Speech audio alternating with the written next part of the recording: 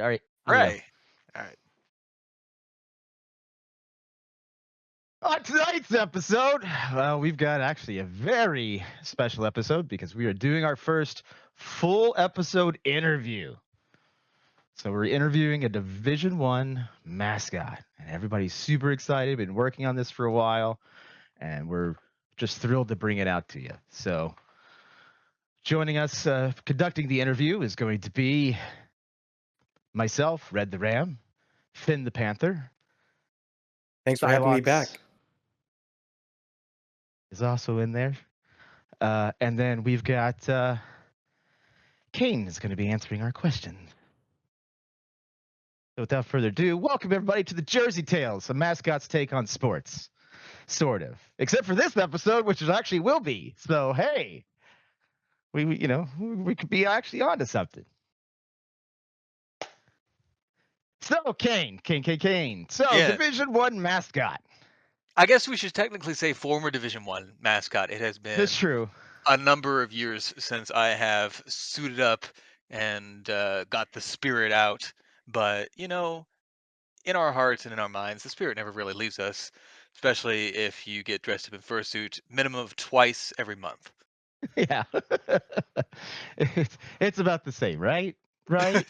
It's. I mean, it is very comparable in a lot of ways. I think I have a little bit better vision now since I have a suit that's use your own eyes um, than I did when I was back in my mascot days, which of course is to a bit of a better benefit for me at least, and for the people that I now no longer crash into because I can't actually see them now. So I guess they did give you a handler or anything like that? So are we talking like when I was the mascot or when I'm in suit? Yeah, Because is kind there of to both. well, no, just as the mascot. Like, so, like, was there like a Yeah. secret like group of handlers that you had that would just follow around and like look incognito, but like at the same time, everyone can always spot, the Secret Service detail. Yeah, I was gonna say my mascot Secret Service, their security guards, bodyguards, making sure that any errant children who try to wander across my path get successfully punted over the stadium. But uh, it would depend. And when I was doing it for the school that I was doing it for, we would have uh, it would vary in terms of the number of folks that we had who were the mascots. We had usually on average about four. We had as many as six one year, and then a couple of years it was literally just me. So one of the duties and responsibilities was if you weren't in suit, then mingling amongst the various crowds, then you would help handle and help manage the crowd and help take pictures and help make sure that that the mascot was okay and that everybody around was okay and that nobody was really causing any trouble or trying to get messy because sometimes people get a little crazy. You see a giant fluffy thing that you don't see every day. At least furries, we might see it a little bit more often. But you see a giant fluffy thing and people tend to lose their minds over it. So back to your vision you were talking about though. So, what, was the vision that bad in it, or how would you rate it like compared to like a normal fursuit? I guess would be the best question. Mm, yeah, I mean, like I said, my fursuit is a use your own eyes fursuit, Right. which is fortunate. But I have worn my fair share of fursuit heads, and I would say that it's probably about a 2 out of 10. But that's probably because of the nature of the mascot that I was when I was back in school. My character had a very elongated face and there was not a whole lot of visibility because there's this big old protrusion right in the middle, so you would be able to see out of the left side of the mouth and you would be able to see out of the right side of the mouth, but you wouldn't be able to see out of the middle, which made it very inconvenient. You almost had to walk um, intentionally, not only for the character itself but also for the visibility purposes, with a bit of a swagger where you would kind of waggle your head back and forth to the left and to the right. That way you could kind of get a glimpse of the world in front of you as your head was going past.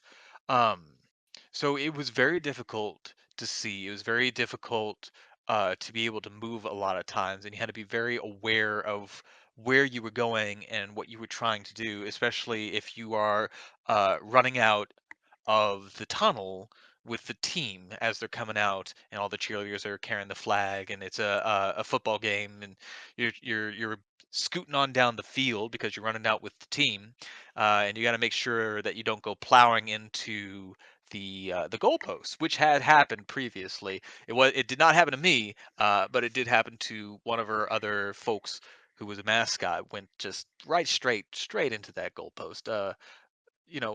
He was fine. Of course, the suit was fine too, but uh, sometimes you have to make compromises for the character in terms of the design, and unfortunately, that's one that we really couldn't get around.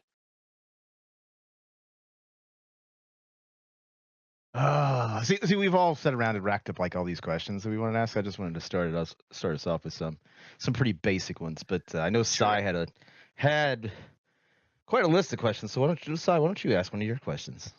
Sure. So first of all, thank you so much for being here. This is really honestly cool getting to talk to someone who was a mascot at a Division 1 institution.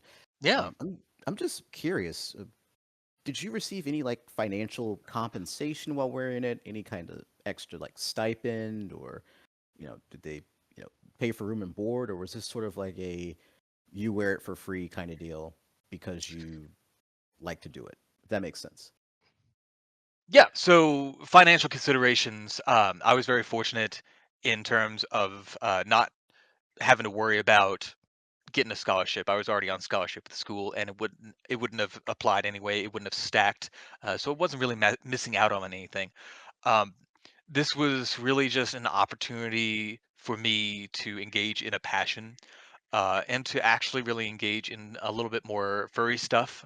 I didn't necessarily relate to the character that I was portraying when I was in school, but it was an opportunity to get some performance under my belt. It was an opportunity to really explore developing a character and being part of a character, and more than anything else, being part of something bigger than myself.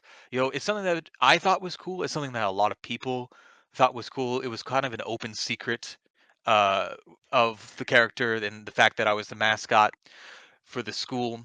Um, and at the end of the day, that's what it mattered most to me rather than any kind of financial consideration. Now, we were fortunate on trips when we went out to various schools for football games primarily. Some travel for basketball games when it was tournament time, as well as some conference trips. We were fortunate to get some per diem, and be able to take care of meals and get, you know, various uh, needs taken care of while on the trip. You stop at McDonald's, you stop at the gas station and pick something up. Then Right. um, Yeah. it's not like I got a full ride for being the character, um, but you know, I thought that the value that I was getting out of being the mascot was worth more than anything that I would have gotten monetarily. See, I did marching band for a Division 1 school, and I did pep band for a Division 1 school. So we got the per diem, but we also got paid for women's home games and pep band, volleyball games. We got paid, and then we got paid. I think it was half a semester's to no, one semester's worth of tuition a year. You got as a check if you were a senior member of the marching band. Now your first year you get less than that. You get like half that. Uh, but if you come back for the second year, you got basically a semester's worth of tuition as a check, which was kind of nice. Because even if you uh, had a full ride, you still got the big pile of money for like books and room and board, that kind of stuff. So I'm surprised that you didn't have the same situation. Uh, Well, see, you and your performance involved a skill set and practice, and my only responsibility was to just go out there and act like an idiot. So that probably has something to do with the difference. You'd be surprised. that Um, that is a skill set in and of itself. but I just know that when it came to the financial considerations, for all of the cheerleaders and for the dance team and for the other mascots, it was based out of a pool of set money for all the spirit team. And so, any money that would have gone to me is less money that could have gone to somebody else who really needed it. So, I am certainly, uh, I was not hurting for money, or nor was it something that I was really worried about with the scholarships that I already had coming in. I guess I'm going to segue with this discussion. So swag. Yeah. So bowl games, uh, tournament games, whether they were in conference tournaments, seasonal tournaments, uh, the NCAA tournaments. See, I did some of that. So I still have my Final Four. In fact, I was cleaning out my old truck, and I've got one of my Final Four hats from one of the times that we've made the Final Four, which was that was like going down memory lane. I remember the grab bag that we got. So we got a relatively cheap duffel bag, which I still have. I think it's at my parents' house. That I have no idea what they keep in it, but it's there. I've got the hat, which is the one thing that I think I kept. They gave me a shirt in the wrong size, so I think I gave that away. And then I just had like just a whole bunch of other swag that was there. Um, Bowl games. At least this is from the band perspective. So I'm curious, like if it lines up at all, because the cheerleaders I recall were getting much nicer stuff than what we were getting, at least as far as the NCAA stuff. Now for bowl games, they just fought really hard not to stick us in a Motel 6. That was about it that I recall. So I'm just curious, like did you stay with the team, like when you did the bowl stuff and the tournaments and things, or were you kind of the same situation we were, where it's like, hey, yeah, you got 217 people. There's a really hungry Motel 6 just right down the street. Um, so we did not stay with the team. In fact, I don't know if it was a school rule or if it was a spirit rule that we were not allowed to stay with the team. And when you have a bunch of basketball players and you have a bunch of football players and they're staying in the same room, or excuse me, they're staying in the same hotel in the same room block with cheerleaders, then you're bound to have some kind of problem, or you can anticipate that you're going to be bound to have some kind of problem. Um, So then you were just tied directly with the cheerleaders then. Yeah, yeah, yeah. Yeah. I was tied directly with the cheerleaders, and we want to avoid as many problems as possible, and even the possibility of there being a problem as much as possible. So we never stayed in the same hotel as the team. I was linked up with the cheerleaders and the dance team.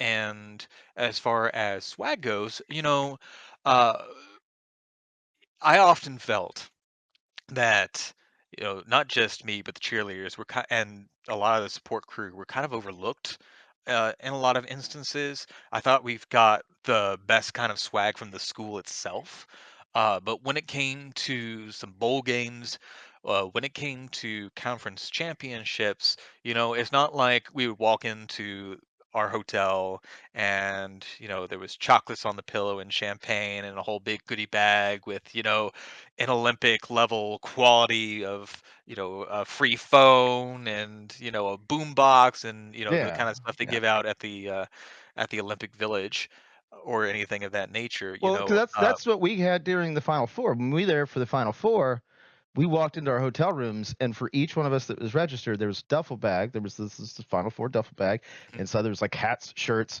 There was coupons for things, um, like free food from different stuff. I think there was an Amazon discount code. I think that was what was in ours. And then there was something else that like it was something that was disposable that like you had to use it within a certain period of time, but like it was one of those things where like holy crap, and it's like people were trading, like they were wheeling and dealing, like it looks like it was like on the boats for World War II, when they're all sitting around playing pool or not pool, playing poker, like Mhm. and everyone's dealing out like all the different swag, like I can't wear this shirt, so like I'm throwing this one out here, like all right, yeah, give me some of them Amazon coupons. Well, now I know. I want to know who the representative who was negotiating all this stuff for the band, because there was actually a couple of pretty high profile um, games that we were at where we didn't even get a room to change. We had to change under the bleachers at the football games, which was unfortunate. The school definitely took care of us. I would get backpacks from the school. I got a jacket, like a really nice jacket that had the mascot on the back, and the school really took great care of us. But when it came time for going out Oh, to these, you got the gloves too, didn't you? yes, yes, Don't those mention the gloves. Don't talk about them specifically. But like, I am so jealous. ended up with gloves that had the mascot's face on it. There was one conference championship where I got a towel printed that had the where I was in suit and it was the mascot. So I sat for a photo and they gave me a towel that was printed out with that photo on it. Um, sometimes when you're hot and you're sweaty and you have a Final Four NCAA tournament towel with you, well, they don't want it back, so it ends up in your bag. Um, Oh, but interesting. Okay. Okay. but as far as here's this gift bag, here's this appreciation. um you know you go through definitely some highs and lows of recognition when it comes to being the mascot. you know some days you're the king of the world and people are treating you like a celebrity for all intents and purposes. And then, the next day it's like, oh, well, you can change in this bathroom in this stall, Yeah. or you could change under the bleachers, or you Look, could if it was change good on the enough for bus. Superman, you know.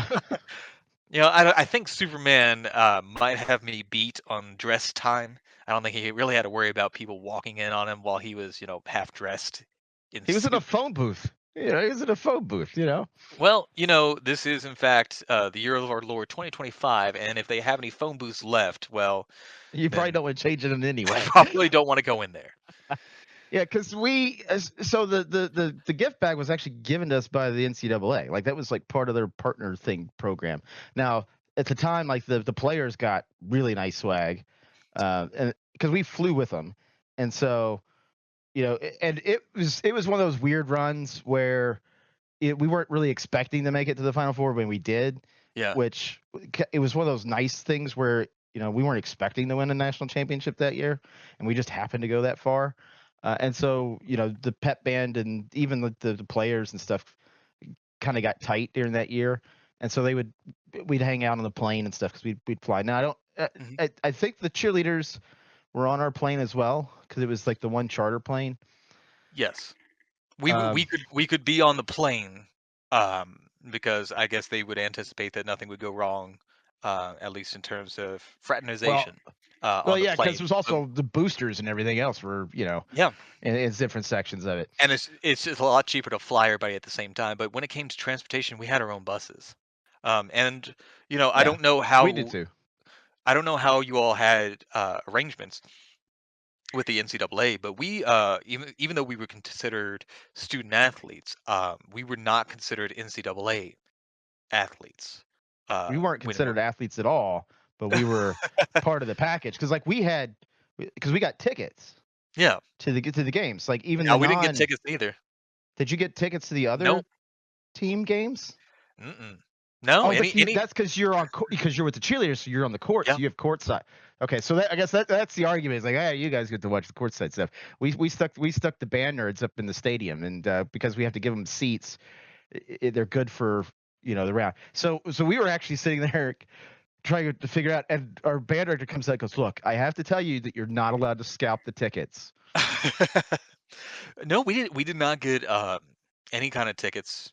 Anytime that my folks wanted to come and see me, it was because they had bought the tickets themselves. And of course, naturally, I would go up there and go find them in the stands. But no, there were no courtesy tickets. There were no perks of any of that kind. Oh no, that was that was in the tournament. That was in the Ah, tournament, the gotcha, NCAA gotcha. tournament. Because if you do Final Four, your tickets are for the rest of the event. So Mm, even if you lose the first game of the Final Four, you still own those tickets. So you can watch the second game of the Final Four, and then you can watch the championship from those same seats. gotcha. Nope, we didn't have that luxury either because we were down on the courts. Yes, yeah. So we got those tickets, and I get maybe that was the reason why, because we're technically ticket holders, and that's Mm, where we got the swag. I don't could know be. how it worked for us, uh, but the bowl game stuff, you got a shirt. Now the school never gave us anything else. Like we had the band shirts, and that was it. We had warm ups because of course we had to have something to wear when it was cold. We got numerous T-shirts. Um, we had gotten shoes one year. One set of warm ups that I had the mascot on the back, which I still have that jacket, which I still treasure, because it's one of the few things that I actually got that had the mascot on it, as opposed to cheer or what have you. Um, let's see what else. We got the backpacks, as mentioned. Um, Oh, and I would then 100%. If I was the mascot, I would have kept the jerseys that had oh, the mascot on the back. those were property of marketing, so weren't able to keep anything like that. Oh, boo, So it goes. boo. That's how it goes. I, I Um, I I just ordered a Houday jersey for the Bengals to go with my fursuit. So like, I mean, and like I was talking to the lady, and she goes, "Oh, that's a really neat idea." I was like, "I know. Why the heck don't you sell the mascot yeah, jerseys?" I mean, exactly. I'm looking at it from a fan perspective. They're not they're not going to trade the mascot. Mm-mm. I can at He's gonna least be keep the there for a jersey. while. Yeah.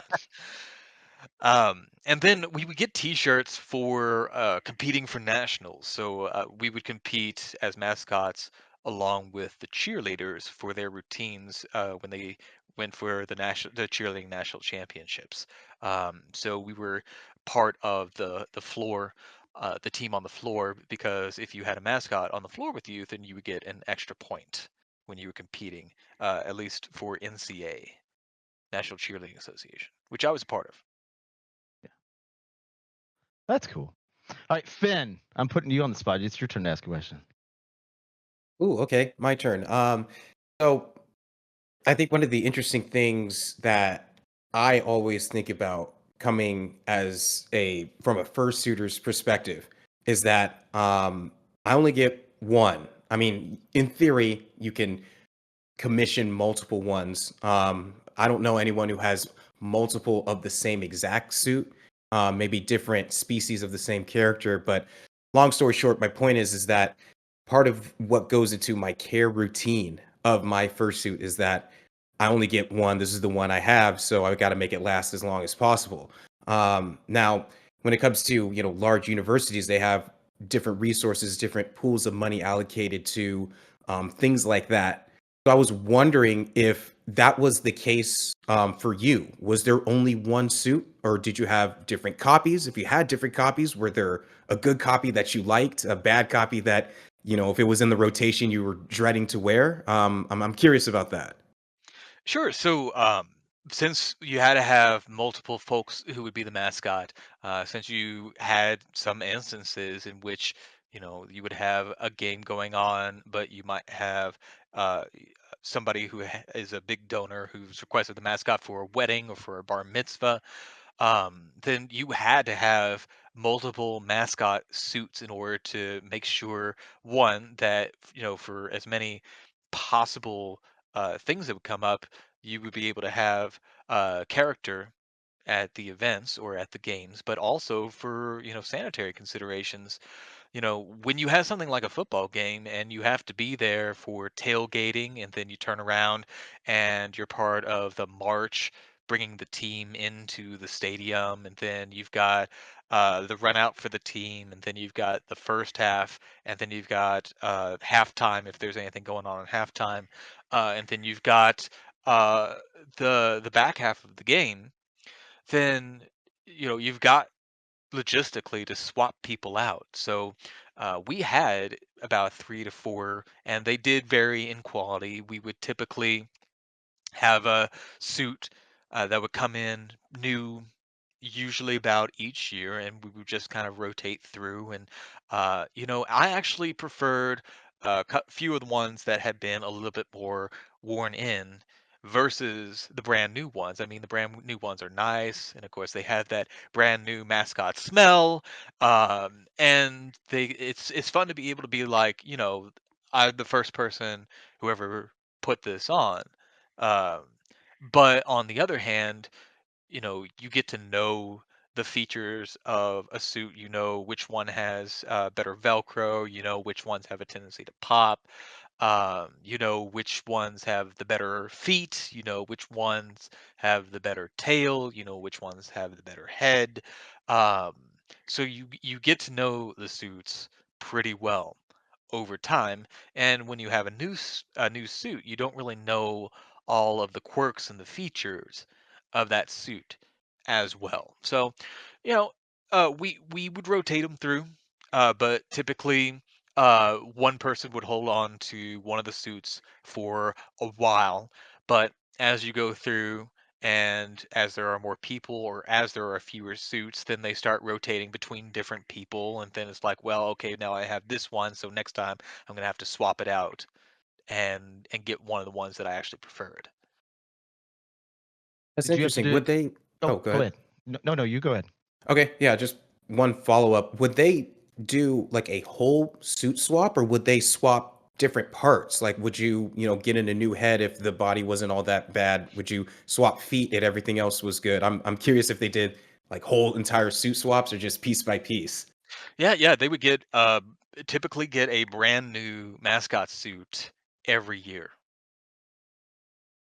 So you would get a whole new suit. And then, as suits would get to be retired, depending on the state of the parts and pieces, sometimes a suit that was a bit older would get a part and piece from a different suit that's getting ready to go into retirement, because with the amount of wear that goes into these suits over time, with the amount of basketball and football and volleyball and baseball games and then side events, they do end up taking a beating over time. So typically you'll have about 2 3 years of life out of a suit. So it's best to just continue to rotate them through, because you have an image to uphold. You don't want the thing that basically serves as the symbol of your school looking all raggedy and beaten up. So it wouldn't take too much to retire a suit, uh, even if it looked to be in pretty decent shape. Uh, if there was something that was glaring and apparent in terms of like rips or tears, then that's not something that you really want to go and have going out. So my question was like, did you do your own repairs, or was there Oh like a whole goodness. support team? Oh no, no, I can't sew and never had to, so it wasn't expected of us to do that. It was really just more of as more and more holes would develop in the suit, it would either be sent out to repair to a seamstress, or it would be just simply retired at the end of the year, depending on where we were in the year and what kind of state it was in. No, no. I was gonna say it's a lot easier to get away with minor imperfections when you have something like football, where most of the folks in the stands are removed from your presence and really kind of see you from afar, versus something like basketball or something like baseball, where you have a lot more fan interaction and you have a lot more crowd work. So I But guess. Oh, Yeah, I was Sorry. going to get my last question was going to Oh, be, sorry. how many suits was there in total? And did you just have somebody on standby that could just like pump out a brand new one that would be exactly like what you had gotten before? Um, we had anywhere from about 3 to 4 that we would have. And uh, our suit changed over time and changed at least twice while I was there, and then it changed again after I was gone. So they'd gone through a number of different suppliers. But yeah, they would order a new suit from the same company each year.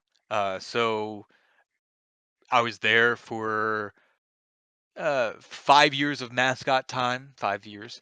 Uh, I stuck around a little after I had graduated and did some extra school. Um, so we shot through, gosh, probably if not five, then at least 4 suits while I was there. So we had a couple my first year that I was doing it. Um, I think we may have skipped that year because they were switching to a new supplier and they were searching for the best options. But yeah, the next few years, they would get in a new suit each year. Uh, Typically, unless somebody said otherwise, then it would go to whomever was the senior most within the mascot squad, and then go down from there. At least to start out. Of course, it would rotate through over time. Awesome. All right, Sai, now you go. So I guess just to follow up with Finn's question a bit, were you the only one, speaking of multiple suits, but were you the only one wearing that particular suit? Were there multiple people who assisted you if you couldn't make it that day or your schedule just didn't line up, or were you the only one who wore it? Sure. So there was a team of us that varied. It was really supposed to functionally go that there would be a freshman, a sophomore, a junior, and a senior. But for various reasons, including me sticking around for another couple of years, um, and people deciding that they didn't want to do it anymore, or what have you, then so there was certainly still some seniority present, but it wasn't as neat as a freshman, sophomore, junior, and senior all being part of the squad. So it would really just depend on the number of suits that were available. Uh, you know, Typically we would have them with us, or whomever was going to go do something that weekend would have it with them. We had a schedule that was also based on seniority. So, if you were a senior, then you had first priority to be able to go to the bowl game. You had first priority to be able to go to the men's basketball tournament. Junior, then it would typically be the women's basketball tournament that you would do. Um, Same thing with like games or preference for, who wants to do the march, who wants to do the first half, who wants to do the second half of a football game. Um, of course, availability played into it as well. But there was a whole crew of us. There were typically enough for the majority of us to be able to have our own suit that we would keep with us. Of course, when we were up to 6 on the team at the time, there was a little bit more rotation going on there. And our main responsibility as far as caretaking was just making sure that the suit stayed wash and fresh and clean for the next person, because it would circulate between folks. All right. My big question is, what was the worst sport to be a mascot for, and what's the best sport to be a mascot for? Ooh, baseball had to have been the most challenging for sure, because you're No out swimming? there. We did not do swimming. So we I'd were imagine responsible. that would have been awful. Like you walk in there, like no air ventilation. It's Yeah. 100% humidity inside of some dome. That to me hmm that would have just been like, no. So we were responsible for men's basketball, for women's basketball, for baseball home games, and occasional soccer game if there was something major going on with soccer. We were responsible, of course, for football as well, and then going out on the road for the basketball tournament and for football bowl games. We never did anything like the college World Series, but baseball had to have been the most difficult one to be at. Um, you were expected to be out there for every inning, like in between the innings. So there wasn't a whole lot of downtime. Uh, you were kind of split between one side or the other, as opposed to a big old arena where everybody in there can see you and see what you were doing. So your interactions were a little bit more limited. Uh, the fan interactions were a little bit more challenging simply because of the numbers that were there. Of course, you're dealing with the heat associated with baseball.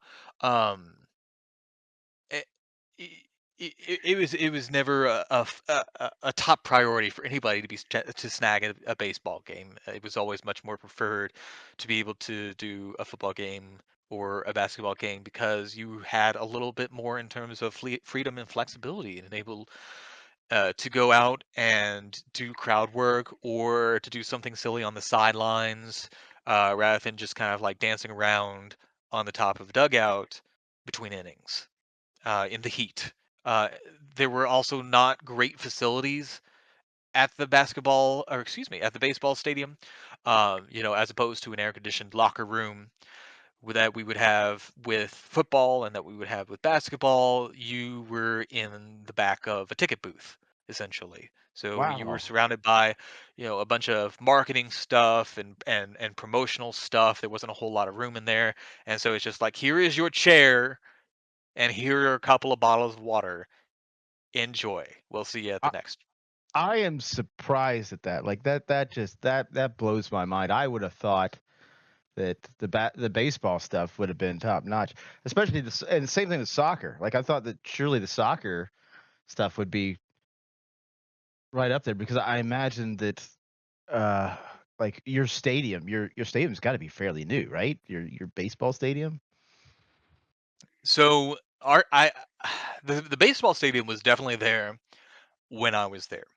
Um, we had built a brand new soccer stadium several years after I had left. So things may have changed after I left since they built that new soccer stadium. Um, I know it was like on its little last legs of construction while I was there. So I don't recall specifically doing anything in that brand new soccer stadium that they had built.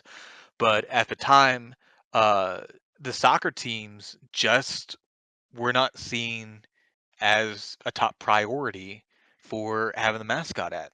Uh, we certainly did volleyball, we certainly did baseball, but the primary focus was men's basketball, football, and then women's basketball. Yeah, because I want to say with the band at my university, it was basketball, men and women's. Women's you got paid. Basketball, we're giving you courtside seats. Shut up and go stand there and play your horn. Uh, it was like fair. Uh, Football, you got paid. And then volleyball though, like of course I loved the volleyball games. Like I don't know if you had fun at the volleyball games at your school, but like for us, it was like the highlight of my semester was like volleyball season's kicking off. Heck yeah. Like I would go home because the volleyballs where they were doing practices and warm-ups, occasionally they would kick back over to where the band was saying. Like I'd go home with like this big sleeve of just volleyballs. NCAA volleyballs, but I just get to take home because they ended up in the band. Oh well. And then at the end they were just like, I'm taking these home. Like they make great gifts too. Like my sister was still in high school, and I come home and was like, "Hey, I got you a game used volleyball," and like she's I cannot say that a volleyball ever made its way into the mascot bag, and I certainly never ended up with it enough to gift for sure. Um, I literally but have one in my closet right now. I'm I, I looking at it. I do not have any game used volleyballs stashed away in closets myself. But you know, it, it was in a small arena. It wasn't very, they were able to fill the arena, but compared to a basketball or a football game, of course, the attendance was not as high. And I was always one that when it came to my crowd work, I was very particular. I would intentionally try and find people who I knew I would be able to feed off of and would be able to feed off with me, whether that is going over to the student section or over where the fraternities would hang out, or of course over by the band. You have the opportunity to have a greater pool in which to fish when it came to fan interaction and being able to feed off of it than you would compare to something like volleyball. Volleyball actually ended up having the opposite problem for baseball, where as opposed to baseball, where we would have to be out there and doing some kind of, whether it's a marketing promotion or some kind of dance or something, um, during the inning breaks. It was definitely an instance with volleyball where it was the mascot who was holding down the fort. There weren't really much in the way of cheerleaders. If we had a pep band, then it was slim pickings on that. It was just an instance Really? of, yeah. Because like, oh, that was like the highlight of the like we loved volley. Because Mm, first off, it's pep band, it's air conditioned, and mhm, then you're on the court. At least at because I know that we had two venues. I think you guys have two venues too. But like we had like the main venue, but we're on the court, and like that was always like the best part. Because first off, it's on campus, so mhm, I could just walk there from the dorm. So that's fantastic, right? I don't have to get on a bus. I don't have to drive downtown. I don't have to deal with parking. I don't have to deal with any of that other stuff. You just walk there, which is fantastic. And mhm. then we would just sit there and cheer, and we would do cheers like the whole time, like we were the cheerleading section. Maybe that's why the cheerleading didn't do anything, is because we just took it upon ourselves to do our own stuff, and so we would be there as it. Now I know that like some schools are getting rid of their actual student led pep bands, and maybe Mhm. that was part of the reason why you saw something different. But I would venture to say that since our volleyball team started getting, a lot better than they were when I was around, which is, great certainly for them. oh, for They us, have. I mean, when I was in, they made it pretty deep in the tourneys. Ours has definitely risen in prestige over time, Hmm, which is great for them. Uh, and I would venture to say that if I were to go to a volleyball game now, it would probably be a considerably different atmosphere than it was back then. Which interesting. is that it, you have to keep some considerations in mind, and if you're doing football and basketball, then for the guys, then you've got women's basketball, and well, we've got to make sure that we've got an even keel in terms of representation. So Yep. the next up was certainly going to be volleyball. Unfortunately, that's how it felt. It didn't feel like they were uh, across the board putting the kind of resources that I felt needed to be there to Now, properly celebrate. how often did you beg? Just be like, hey, can I just go do like a volley or not a volleyball? I'm sorry, a hockey game, like where it's nice and cold. um, I'm trying to remember whether our hockey team was a club team or whether it was an actual school endorsed team. Because I I know never the did. I know the answer to this, but I can't tell you. I At never least did. not till later. That's fair. I never did a hockey game, um, at all. I'm trying to think of something else that I might have done that was out of the ordinary. I did one field hockey game that I can recall. I also showed up for one tennis game. I don't believe. No, I'm certain I never did a hockey game. Um, I'm sure it would have been nice to be, Yeah. in that nice cold environment. Yeah, But no. I would have been like, "Hey, do we got like curling? I can sign up for curling. Like, you got a bobsled team? Oh, heck yeah! Let's get going."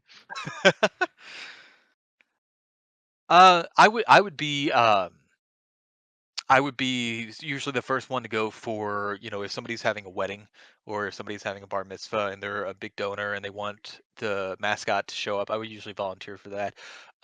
Sometimes That's a I would big be, donor. yeah, I would be fortunate sometimes and have folks who had the mascot come in, make sure that I was taken care of in terms of tips, which was nice to be able to pocket and then turn around and spend on Hmm. beer and other you know university related foolishness. So that was always something that I would usually sign up for extra to try and get, is if there was some kind of donor requested the mascot to be able to show up. Yeah. Real Go ahead. Yeah, Sai, oh, it's your turn. Full question. oh yeah, real quick, just to bring it back a bit. Uh, you were talking about crowd interactions and the pep band and cheerleaders. Did you have any specific routines that you had to do, or did they just toss you out and say, "Go interact with the crowd"? Just be as cheerful as you want. If that makes any sense. Honestly, a bit of both, because I never had a formal tryout. Instead, when I had expressed, I had been fortunate to finally get a hold of the coach and be able to express, the spirit coach, and be able to express one on one my interest in being the mascot. And my audition consisted of literally putting on the suit during a volleyball game and going out and showing what I could do, and that I wouldn't, at least purposefully fall flat on my face or accidentally fall flat on my face. Um, so, in terms of the rest of my experience as a mascot, in some ways, it kind of felt like that never ended.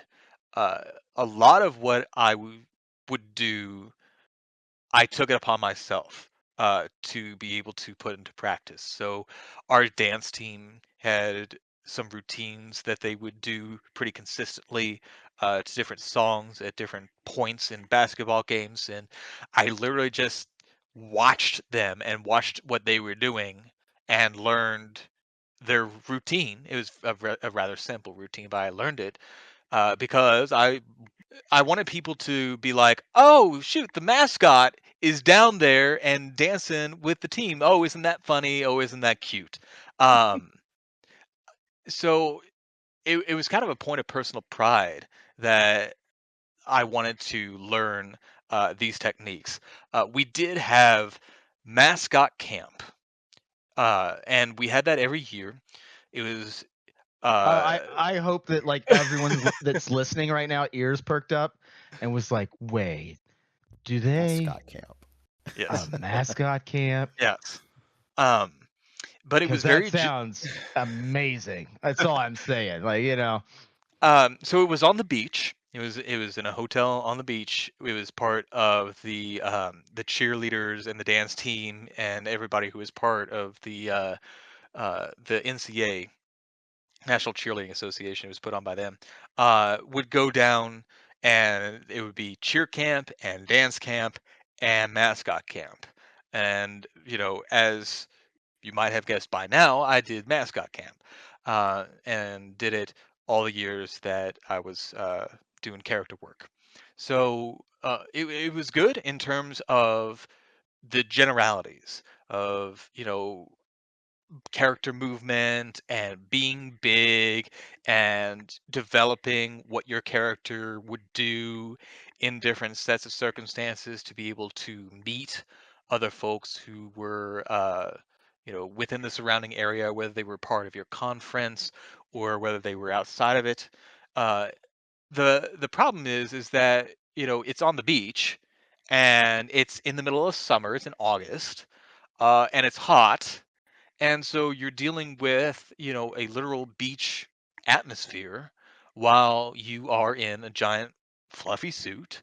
And, it gets hot, and you're doing some of this stuff outside because they have you be part of this skit to kind of show off everything that you've learned and perform for the cheerleaders and for the dance team, which is outside. And then a lot of your other mascot work is outside. You would go down to the pier and walk around and bother all the tourists and fishermen who were down there. Um, so it certainly prepared me for my later stage in life where I was doing character work, and I guess what you could technically call professional mascot work because I got paid for it. Uh, in Florida at a major theme park that is a big draw for people to come to Central Florida. Um, and I did that for about a year and a half after I finished up doing my collegiate work. So do you So it was think the good preparation collegiate there. stuff helped you get that job? Oh, 100% yes.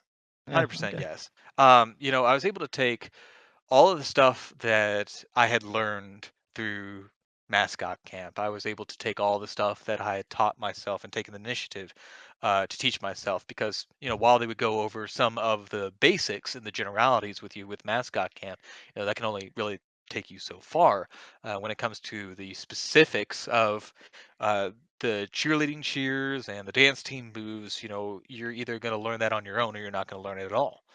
Same kind of thing when it came to competition with the cheerleaders for um, the National Cheerleading Association. The cheerleaders would go down to Daytona, Florida, and be part of the competition down there. And the mascot, if you had a mascot on your mat with you, then you would get an extra point. And I didn't want to just stand in the corner.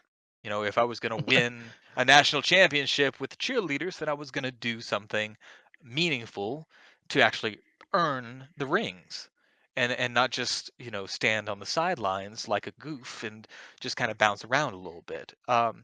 So at the end of the day, sure, there are opportunities to learn, but uh, you know, the opportunity that you take to put yourself out there, to educate yourself, to go the extra mile, to do things that other people aren't necessarily telling you to do, or that other people on your squad aren't necessarily doing themselves, are the kinds of things that not only will help you stand out, but will also prepare you for bigger and better things down the line.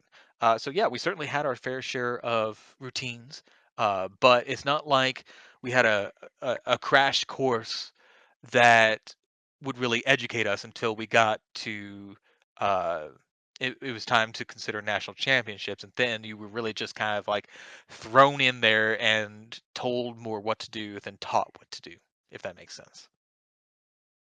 Oh, that's super cool. Like, of course, I'm also going. Of course, the cheerleading competitions in Daytona Beach, because like that's perfect if you're wearing cheerleading outfits. But like if Hmm. you're wearing a mascot, maybe that should be in Anchorage Hmm. in December. Hmm.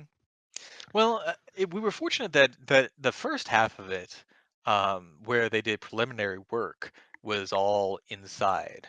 But when it came to the actual competition itself, it was out there on the band shell. Oh, So it was literally right on the beach, right, in the hot of the day, and there were no facilities. You were yeah. in the backstage of a band shell, and there was certainly no air conditioning, and you kind of just powered through the best you can. So I guess in the fall, like, how do you get sand out of that thing? Well, I never took it down to the beach. With the band shell and everything was part of the beachfront, but fortunately, it was all either grassed off or bricked off to be able to walk, or concreted to be able to walk over there before Okay. you got and stepped down off of kind of the walking area to the beach area. So I never took it down to the beach myself for that reason. All right, I'm gonna kick it back over to Finn. Finn, let's get another question going. Yeah, I mean, we've kind of been talking about just interactions in general. Interactions with the crowd, I'm sure, is probably your number one priority when you're out there mascotting for your school. But I'm sure there was a number of opportunities where, depending on the sport, depending on where you guys were, the mascot of the other school of whatever competition you were at was also there, and you guys had an opportunity to interact with each other. So I kind of just want to let you speak on that. Any of the experience that you've had, just interacting with other mascots, whether they were, your big rivals or just from random schools that you happened to be playing that time. Like, were they good? Were they bad? Were they fun? I'm just curious on the interactions that you had with other people doing the same job that you were, just for other schools. They were fewer and far between for us because we were generally encouraged to stay away because they didn't want to have any issues or have anybody end up on ESPN or have a bad look for the school if one mascot got into it with another mascot, especially if things were to escalate. Um, I certainly never had an opportunity to interact in suit with one of my with the school's big rival, except for one time, which was not during a game. It was during some kind of fundraiser that we had the opportunity to finally interact, which was nice. And those were typically the times where you got to interact, where you were out there at a conference championship and all of the mascots for the conference championship had been invited to join and be part of it, whether your school was in that football championship or not. Um, Another good opportunity, like I said, was fundraiser opportunities, whether that was bringing in another local school from down the street to have their mascot join in, or whether that is, the corporate mascots that are part of the local community coming in as part of that. The mascot that I was had a birthday party every year as part of Yes. a fundraiser. And Yeah, so we had, I remember those, Mhm. and they were great. And so Yep. I was yeah, I was gonna ask you about that, but yeah, could go Yeah. go.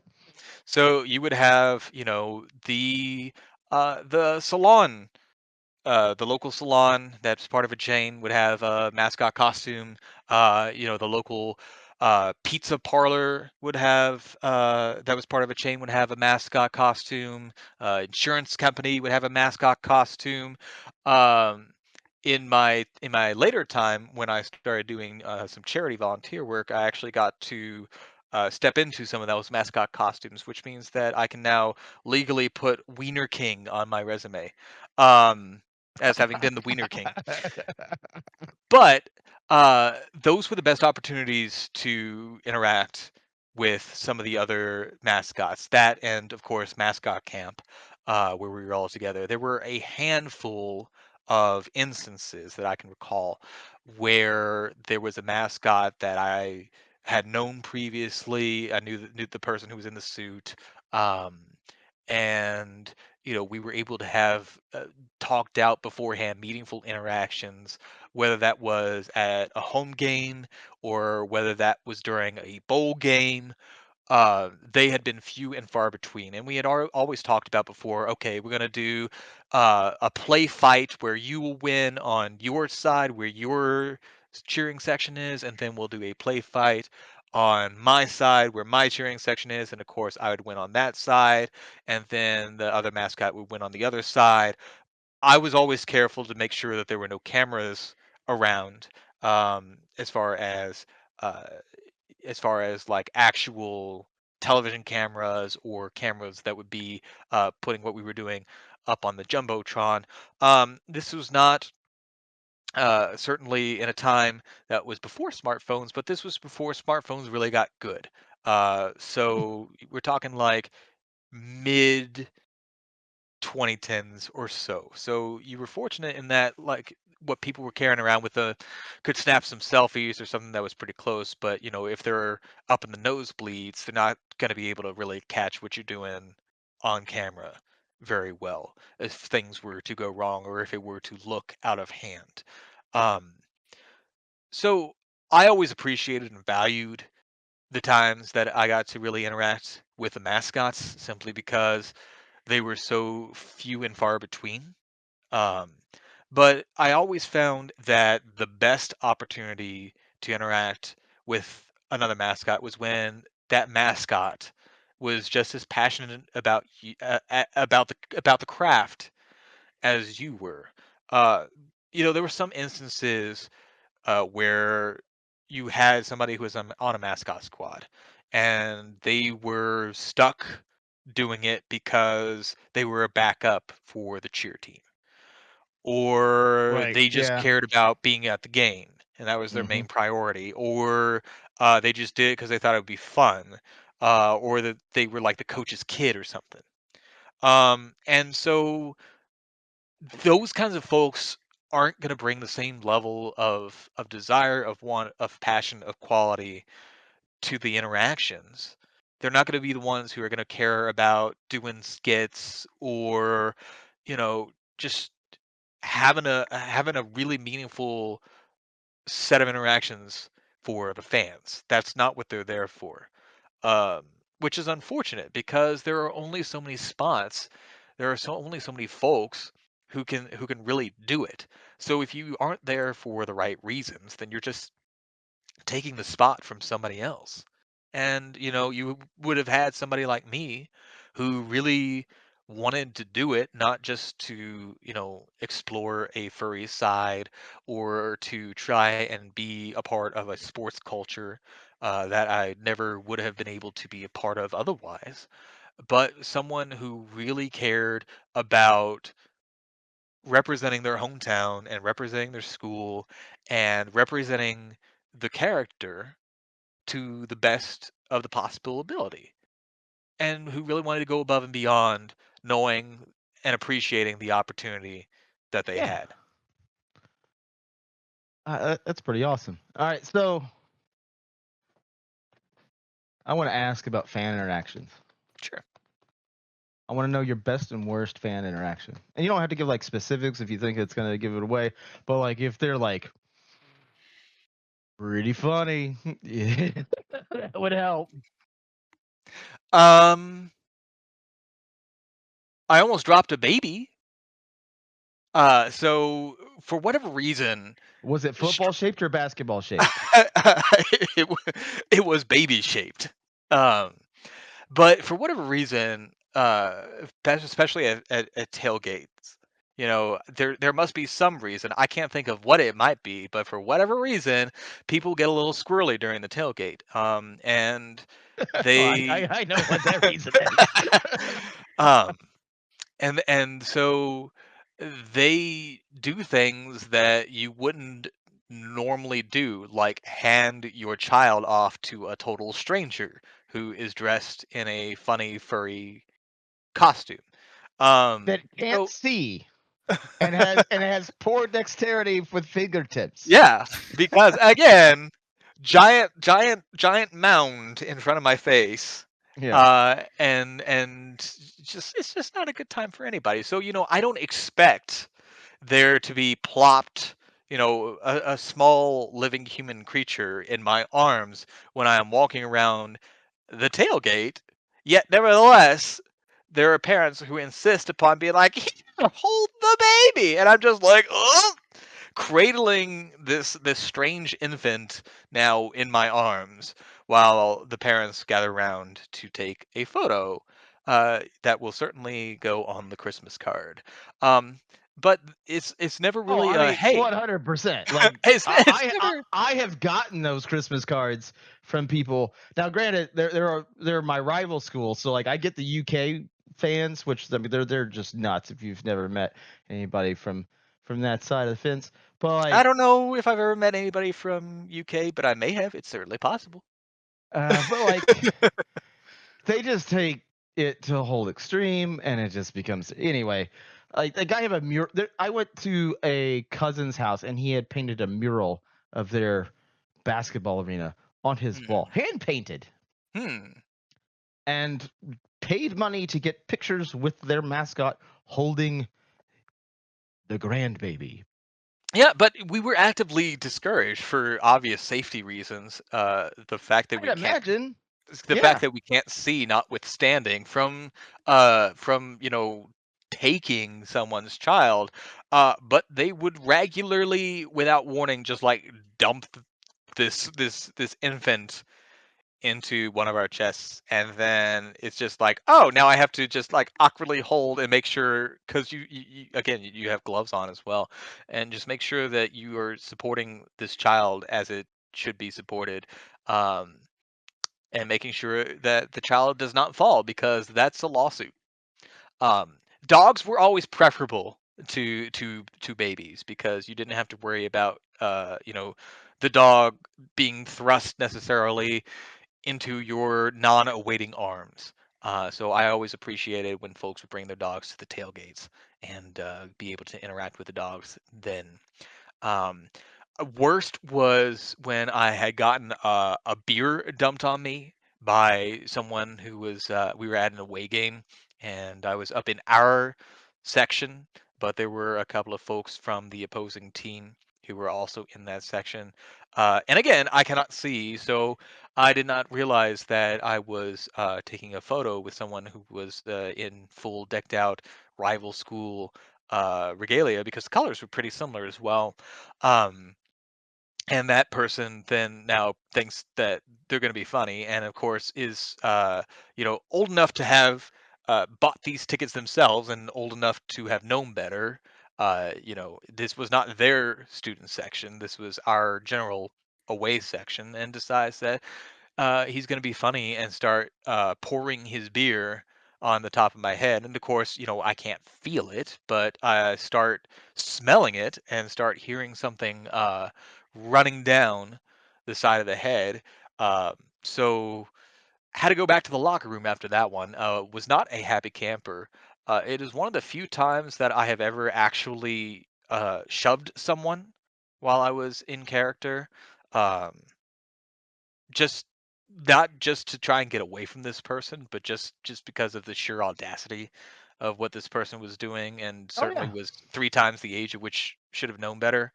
Um, I don't lose my cool in general, uh, but especially when I'm in suit. But if you're gonna have the audacity to try and pour beer all over me at an away game, it's worth a reminder that there's somebody in there, in my opinion. But One hundred no harm, percent. no harm, no foul for me. I was able to go back to the locker room and get myself cleaned up. But ooh, I was seeing red that day. That's for sure. Yeah, because I mean, that's like anybody that's on the Spirit Squad. I mean, just harassing people because they're on the Squad is just awful. Like, doesn't matter if they're cheerleaders, band, they're mascots, whatever. Just like they're just doing their gig. Like, Right, please don't. right. Like, 'Cause I remember it was West Virginia getting pelted with batteries. yeah. hmm I mean, I was fortunate never to have Uh, been pinged upside the head, mascot head or otherwise, with battery, but I have heard. I have certainly Yeah, heard. like the band won't travel to Morgantown hmm anymore. And like it used to be, because it used to be great, because it was a fun rivalry, because it's kind of in the same area, and while they're like it's not the same, but like it's the same, and it does have that good rub. hmm Like Cincinnati versus Louisville, that's city versus city. hmm Okay, like Cincinnati versus Kentucky, that's rural versus city. That's a fun rub. West Virginia, that's a whole nother fun rub because that's Kentucky versus West Virginia, which in itself is a thing. It's also a real grown up city versus like it's literally just your university, buddy. hmm They do have an And impressive tram system, though. yes, Yes. yes. And my experience in Fallout 76 shows that it's still there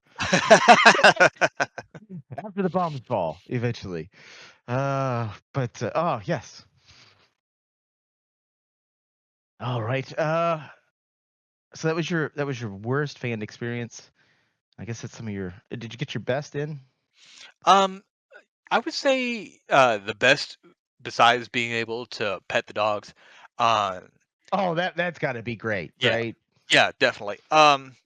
My best experience, just bar none, was getting to win the national championship with our cheerleaders. So I was on 2 squads that year. It was one of the years where there were fewer people than normal. So I got to double up, and I let one of the new ones who was coming in uh, take one of the squads that looked a little bit more promising. Yet, nevertheless, for all girl and small co-ed teams, both of those teams ended up winning the national championships in their divisions. And so I got to be part of the winning team and hoist the trophy and got my rings that I had been waiting for all that time. So it is really hard to beat winning a national championship as part of the team. Of course, So, being so how many being the national mascot. championships are there in cheerleading? Because like it Oh seems like gosh. every time that we would travel, like you'd go to Memphis and like, oh, it's your back-to-back national championship, and it's like, wait a minute, ours was back-to-back, and then it's like, no, but then we go to Cincinnati and they're like, oh, ours are back-to-back, and it's like, all right, wait a minute, Yeah. So something's afoot. there are different cheerleading kind of programs. There's NCA, National Cheerleading Association, which we were a part of, and then UCA. Um, and they got to do theirs down at the Magical Kingdom in that far, far away land of Florida, which was very lucky for them. Of course, I made up for it later with my own little trips down to Florida um, and my experiences down there. But ours, of course, was in Daytona, as mentioned. So they had the benefit of being inside the whole time, which I was a little jealous of, and also got to explore some very fun things in Central Florida that they have there, which I was also a little bit jealous of. But they, of course, within both of those programs, they have different divisions. So we were the top division, we were 1A, and then they have, much like with the NCAA, they have lower and lower and lower divisions. So yes, you Oh, can okay. claim to be a national champion, but then of course, if you start looking further, then you'll see that it was for a smaller division for a smaller school, Or it'll be all girls or versus it'll be for all co-ed. girl versus small co-ed versus large co-ed. So, by the time you break it all down, a number of cheerleading teams can legitimately claim to be the national champion. And I think that they should do like they do with boxing, and they should have a grand unified champion for the national. Now for cheerleaders, of course, they do have world championship, which I guess kind of is similar to that unified title. That was really though less for the actual university teams themselves, and more for the club teams and the specific gyms that they were part of. Now, of course, there was significant overlap between the gym teams, those club teams, private teams, and the school teams, of course, and the programs all kind of fed into each other naturally. Um, but yeah, that would hopefully help explain why a bunch of schools have a bunch of different banners that all say national champion. It's not like NCAA where you've only got one champion per year for basketball or football or what have you. All right, I think we got time for one more question. So Finn or Sai, which one of you want to go for it? One more question. I guess what rules? I'm curious though. What rules did you have while in suit? You know, Sure. like I'm Um, sure there's things you can and can't do that's obvious, but also not obvious to the viewer Yeah, like not just potentially. like university specific rules, but like also personal rules. Like, because I assume that over time you developed like kind of your own code too. Yeah. So yeah, sure. that's an excellent question, Sai. Yeah. I would never want to do anything that would get me on, a fail blog or a YouTube channel that counts down, terrible mascots or, gets me any kind of negative attention. So, you know, I would never flip anybody off, uh, or make it appear as so. Um, the main the main fixed rules that we had were pretty simple, which was don't talk in suit and to don't do anything in suit that the other people could not also do, because you had to have some degree of character integrity when it came to the mascot. Certainly you can only do so much about the physical size of how the mascot appears when different folks are in costume, and we did not have like a fixed height requirement, so there was some honestly some variability when it came to back-to-backs on occasion, which was fine. We were able to get away with it without much trouble. But we wanted to make sure that we had the best qualified people, regardless of height, who were in there. But the main thing was just using your common sense and trying to keep a degree of consistency between folks. If somebody's out there backflipping, then people come to expect that that is what the mascot does. And there are certainly mascots out there where it's expected. You'll have mascots who are responsible for doing push-ups or doing backflips or doing crazy dance routines, and we certainly were not like that. We were much more character focused than we were on doing kind of crazy stuff in suit. Um, but Does that for the include most like dribbling, shooting the basketball, catching footballs? so the times that we would dribble and shoot basketballs and catching footballs were few and far between. Uh, or if they weren't, I would try and make it so. There was instance in which and it was mainly actually during the conference championships. We had played a mascot touch football game during one of our football, of course, tailgates that we had at the conference championship. And we had a basketball shoot around at one of the conference championships for basketball. It wasn't very common to have to throw a football or to catch a football or to throw a basketball or to get a basketball in the goal when it came to just your normal everyday team stuff, which was good because, as mentioned, my sporting ability is kind of limited, and that's in part how I ended up doing mascot stuff. But on top of it, we also had some limitations in terms of our visibility, as we've talked about before.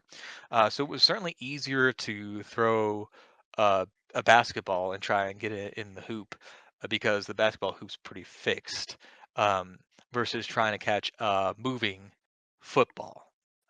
Believe I have caught a football once uh, while in suit, which was a pretty lucky catch, if I do say so myself. Got some good photos out of it, but as far as basketball, I'm doing good to get a basketball in the goal when I don't have a giant protrusion blocking out a good, uh, 3/4 of my vision. Um, Well, I guess so the other thing, I guess you could always throw the football though, right? And then uh, as long as the person who's catching it is moving, it's like I'm throwing it over to the left. Oh yeah, crap! I gotta run over there. Hey, it, you got it. Good it, job. but then you have the gloves to contend with, which can be Oh, slippery. So it's like you can't really get a yeah. good grip when you're catching. You can't really get a good grip when you're throwing. And I'm like, I am too incompetent out of suit to be able to finagle this kind of stuff.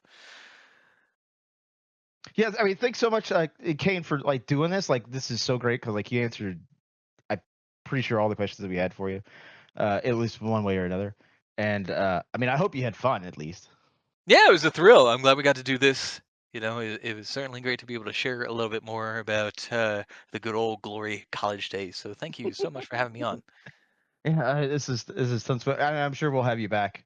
Uh, oh man, like we could do this like an all stars. Oh, now see, I've got ideas because we've got another Division One that we've also got potentially coming up on the schedules, and that could be cool. And then we potentially are working on. We're still in negotiations on a big time pro leaguer. So that would be lots of fun. If you Go could ahead. I'm sure. imagine getting all three of them on at the same time, like I know. I want to do a That would be mascot. awesome. I want to do a mascot panel so bad. right? That would be great if we could make it happen. We'll work on that. We'll keep as long as like Caden after this doesn't decide like, oh, I hate you guys forever. And, like, I'll never do it. No, no, no, no. Oh, but Finn, like, thanks so much for like jumping in there at the last minute too, because you totally bailed us out here. We had some travel arrangements due to cons and scheduling, and Finn was more than happy to jump in and fill that spot, and we're very appreciative of that. Yeah, I mean, it was fun for me too. I was glad I was able to take advantage of this opportunity and talk to someone who's actually been there and Right? done that. I So it was know. cool. So cool, so cool. Yeah, like this is gonna be great. So for those of you that are tuning in with us on Spotify, if you haven't already followed us, go ahead and click that. And if you're listening to this on the YouTube, which will be out in a couple days after the Spotify one, I mean, it's the like, comment, and subscribe. But like, I guess we also have to do the bell too now. We're not sure. No one really knows how the bell works, but we'd appreciate that as well. So we'll see you guys next week. So goodbye.